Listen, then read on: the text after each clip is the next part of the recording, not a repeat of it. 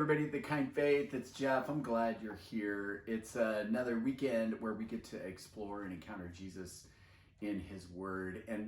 And there's a coaching question I want to give you at the top of this thing, and then we're going to just dive in. So I'm going to give it to you, and you're going to go, huh? And then we're probably going to spend the rest of the message time figuring out how to answer this question. And here is the question. Is there something that Jesus is threatening in your life right now? Is there something Jesus is threatening in your life right now? That's the question. I'm going to end with that and invite you to share and talk about it. But I want to talk about that concept of threatening. Have you noticed that there are things that are threatening by nature? But in the nature of the world we live in, I remember my mom at one point took me up to the top of Mammoth Mountain, and there was this thing called the Cornice Run. If you've been to Mammoth, you're familiar with it. And there was this big bowl, and the Cornice was a drop off, and then you dropped into the bowl, and there were moguls, and it was steep and all of that. And I remember getting the tips of my skis out over the edge of the drop off, and it was threatening by nature. Of course, I put myself in a place of threat, but that drop off was threatening.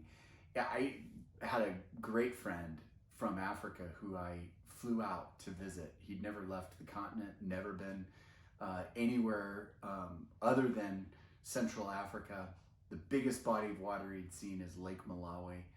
And he flew in, I picked him up at the airport, and it was a spectacular day at the ocean, and the waves were huge, and I wanted to go down and see it and wanted him to see the ocean for the first time. So I drove him down, and there were people surfing, and he looks out and he's watching, and you see these big eyes and a huge level of curiosity. And the first surfer he sees catch a wave and come in, he's like, oh, you could hear him breathe a big sigh. And then the surfer grabs his board, turns around, and begins paddling back out. And my friend Vasco said, he's going back out! He thought that he had miraculously rescued himself by getting on that wave and getting to shore. He'd never seen surfing before either. And he was so staggered by the awe and threatening nature of the ocean that he was beside himself for the rest of the day. It was pretty remarkable, pretty fun to see. There are things that are by nature threatening. And I hope you catch the intentional formulation of that language. There are things that are by nature threatening, meaning God created him that way. Standing on the edge of Half Dome, up on the Cornice, at the side of the ocean, in the ocean. By nature, they've been created threatening. Here's one of the things that is a great fault of Western Christianity, I would say. I don't know about the others. I don't know about Eastern Orthodoxy. I don't know enough about Ethiopian Christianity or Christianity that's thriving in India and China. But I do know about Western Christianity, and we have this tendency to domesticate God, to make God our best friend, girlfriend. Have you ever seen the videos on YouTube where people ask the question, is it a love song or a Christian song? And you listen to the lyrics, and the worship artist could be singing to their girlfriend or Jesus. It's a way to talk about God for sure, because God is a God of love, and He is a God that calls out our passion and our love and all of that. But we have a monolithic view sometimes that God is just a God of love, and we forget that by nature there are terrifying things about Him. So let's talk about that in the context of reading this passage. And I want to point out some things, and then we'll get to the things that God threatens. Remember, the question for this is what is currently being threatened in your life by the presence of Jesus? That's the big question that we're getting at. And so let's dive into this passage with that question in mind. So the disciples come to the other side of the sea, to the country of the Gerasenes, or other translations have it Gadarenes. It's okay. And when Jesus had stepped out of the boat, immediately there met him out of the tombs a man with an unclean spirit. He lived among the tombs.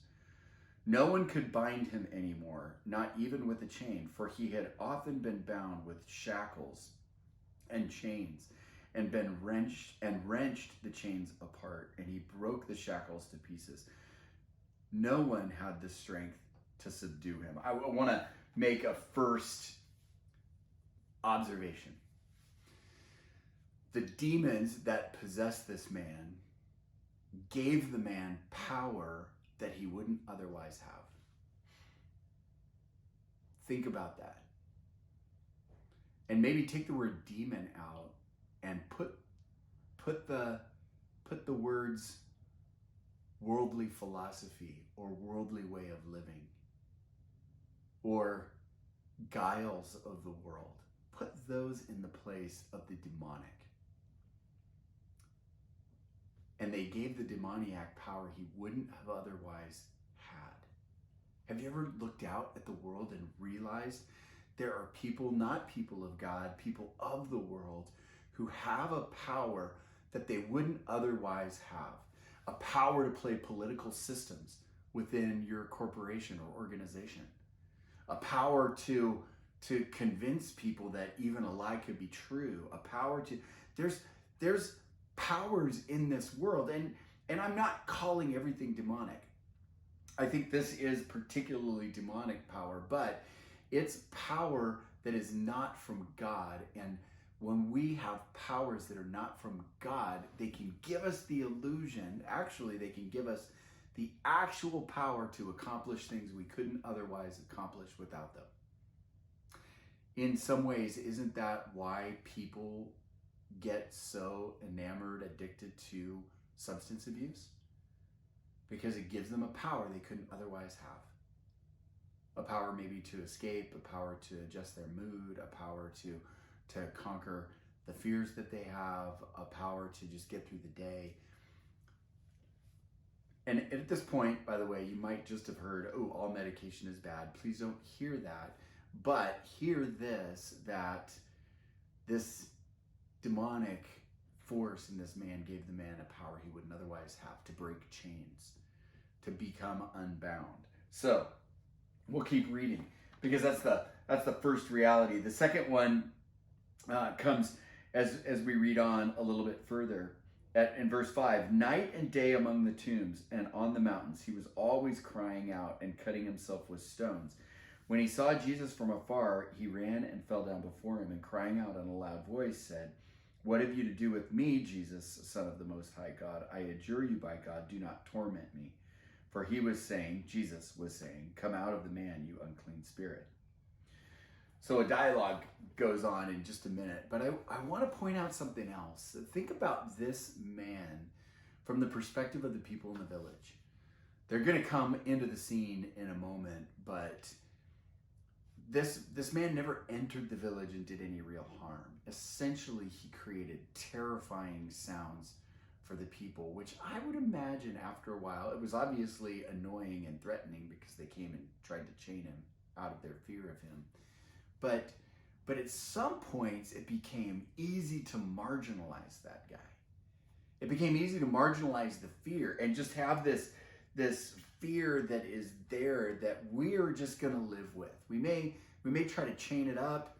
We may try to just ignore the loud wailing that happens at night. And we're just going to suck it up and live with this fear. And remember the question. What is currently being threatened in your life by the presence of Jesus?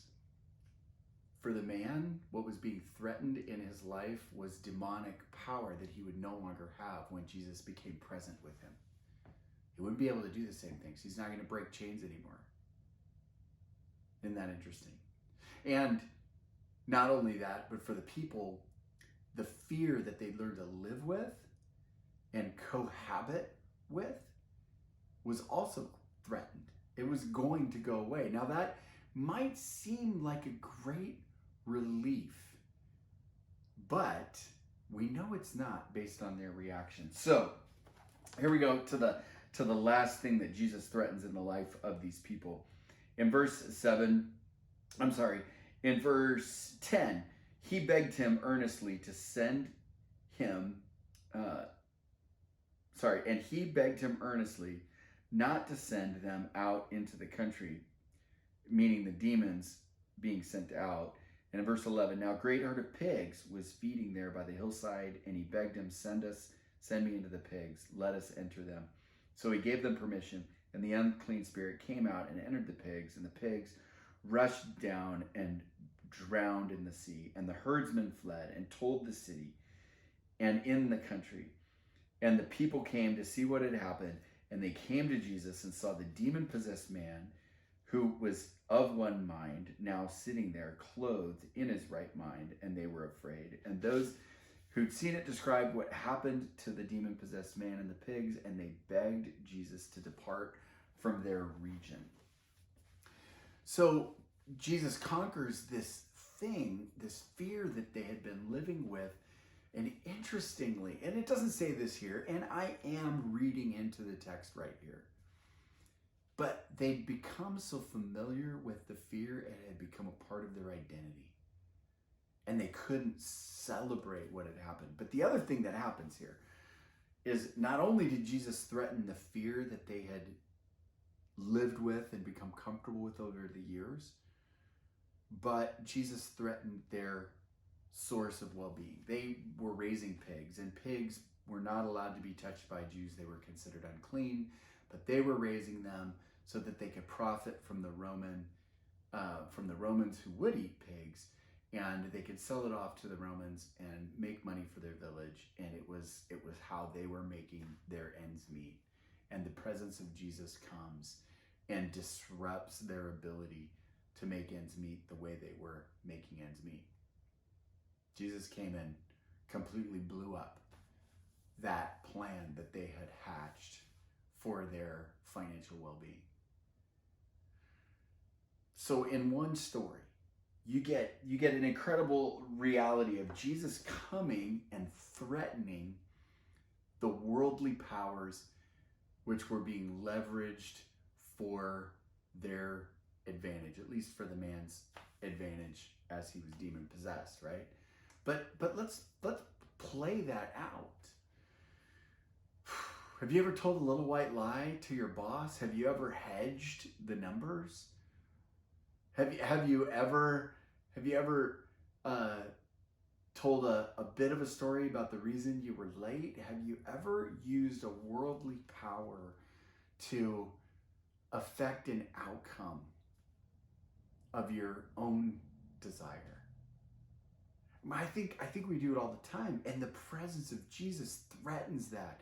And here's what's amazing about that beautiful reality that Jesus brings is he calls us to, in faith, set ourselves in his presence and no longer depend on the powers of the world that the world has given us.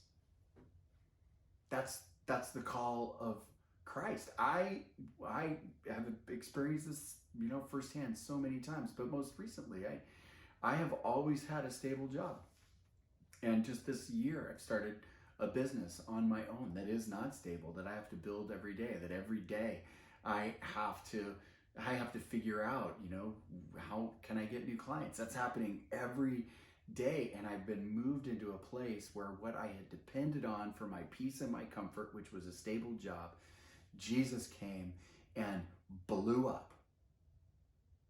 and put me in a place where I was going to have to depend on him in ways I'd never have before. That's Jesus' style. He's a terrifying God.